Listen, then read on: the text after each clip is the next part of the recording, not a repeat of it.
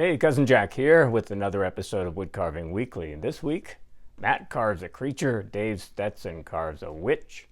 We're going to have information about toxic woods and which ones you should avoid, how to make a Whimmy Diddle, and I'll have a follow-up on the sharpening system we introduced in our last episode. Lots of good information for you. Just a reminder, all of the resources that I mentioned today will be linked in the description right below the video, and then also in the comments section just a little bit further down the page right below this video. Let's get started. Well, up first today, we'll learn how to make a Whimmy Diddle or Whammy Diddle or Gee-Haw. No matter what you call it, it seems like a really fun project, and Joshua Thompson is going to show you how to make one using just a couple of found sticks and a Swiss Army knife.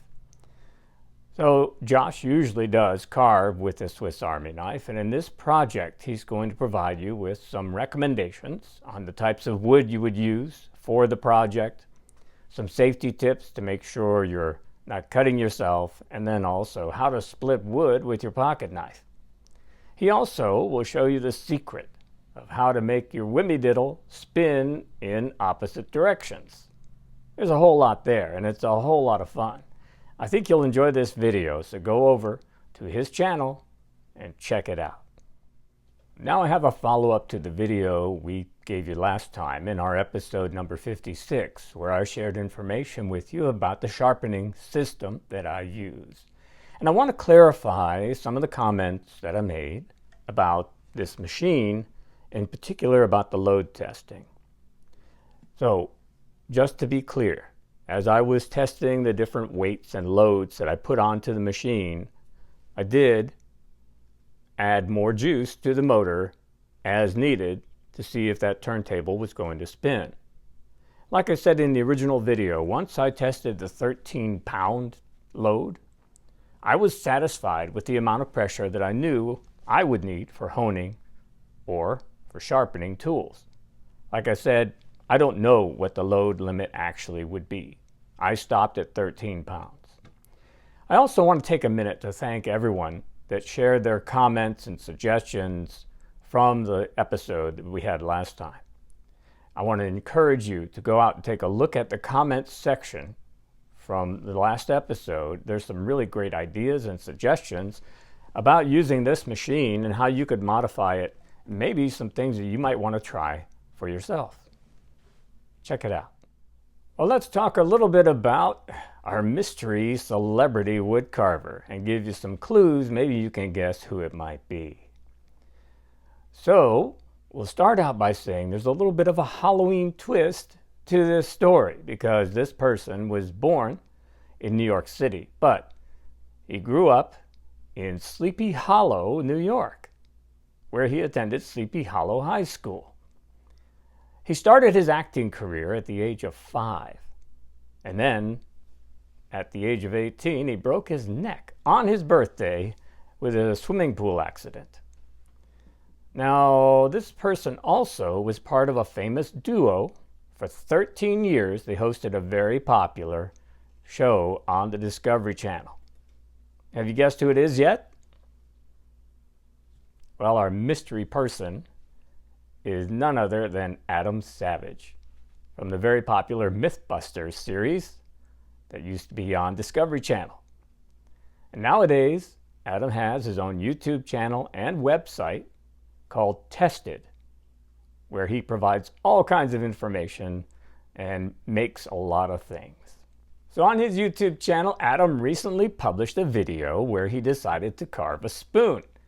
He said he needed some sort of a palate cleansing project after being involved in some really heavy stuff that he was working on. So this is something he wanted to try for years, he said. Well, in the video, you'll see him using a hook knife to carve out the bowl of the spoon. It's African mahogany, that's what he's using for this.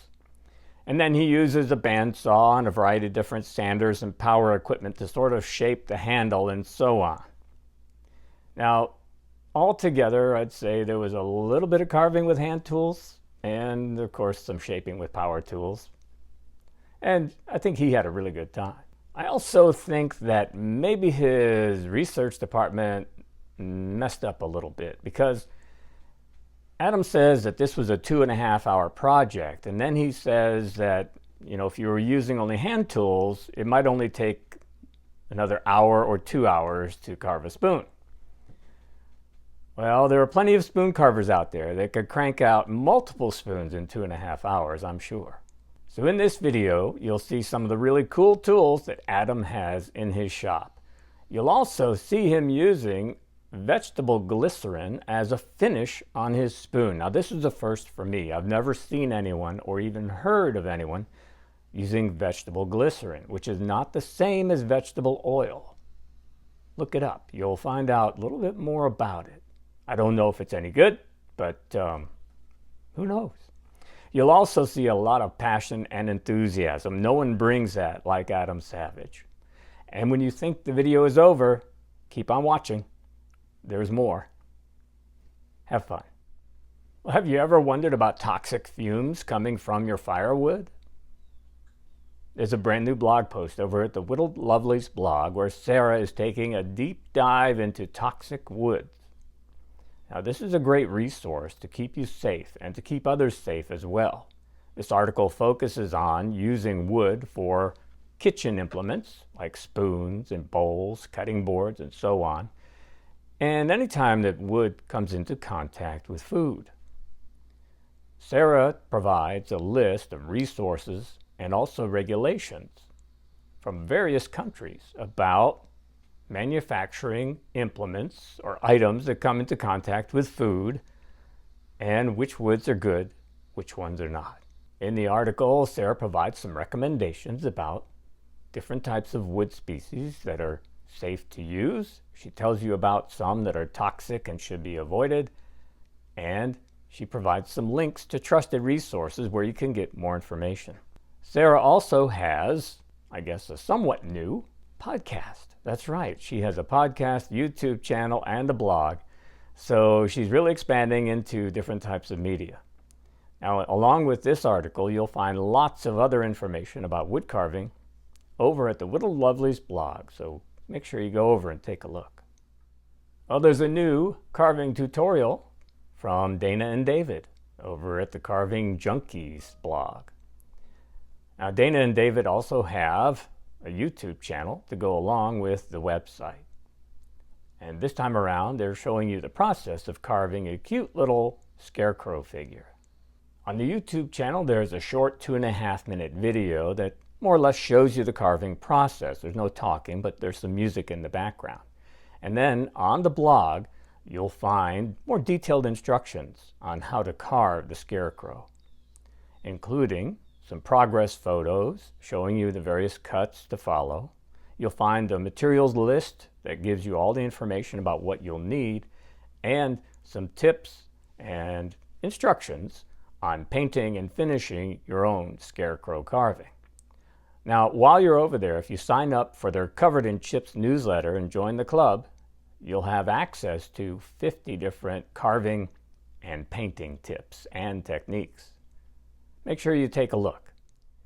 Well, during our hurricane-induced hiatus, we missed out on a few things, and one of those things was a presentation, a demo from Dave Stetson.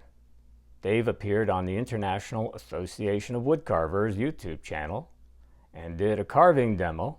This is a relief carving of a witch's head. Dave kind of had a pivot. He was going to do a carving in the round, but he had a little breakage and made a quick pivot and carved a relief sort of Halloween ornament of a witch's head. So in the video, you'll see Dave's ideas about design. He shows you how he draws the front view and the side view of the witch's head. He talks about the process and shares a lot of great information. Just want to mention, by the way, Dave is a founding member of the Caricature Carvers of America, CCA, and he is a master caricature carver. He also provides classes online where you can sign up and learn a lot about carving and design work. Now, also in this video, as he's kind of going through the demo, he provides some great commentary to give you instruction on how to carve your own little Halloween ornament. And he shares some great stories, like the one about Harold Enlow and the haircut for the potbelly pig. make sure you go and check out this video. It's very entertaining and very informative as well. While you're there, check out all the other great content on the IAWC YouTube channel. Over at the Matt Carves channel, Matt is carving a Halloween creature. This thing looks kind of like a skull with some really long, pointed, scary teeth. Matt does a great job of kind of showing you his process. He starts out with some oil-based clay and he creates a little sculpture, a template more or less, of the carving that he wants to make in the wood. Then he sketches out his design onto a piece of wood, cuts that out with a bandsaw, and then starts working on it with some power tools. He's going to be using a Dremel and some various other tools to sort of rough out the shape and then start adding details. And along the way, he runs into an issue with those long pointed teeth. They present a challenge for him, so he decides to make the teeth separately and then glue them into place and sort of mold them and blend them in with the rest of the wood. Matt does a great job of sharing information about the various burrs that he uses, as well as the tools, and that's something he does on a regular basis. This is a great video. It's very informative and shows you how you can sort of put different pieces together and then almost make them seamless. Have fun and make sure you check out Matt Carves. Well, folks, I want to thank you for being with us this week. Thanks for coming back. It's been a couple weeks since we've really been able to produce an episode like this one. We've gone past 2,000 subscribers and growing, and I want to thank everyone for supporting the channel. We'll see you next week.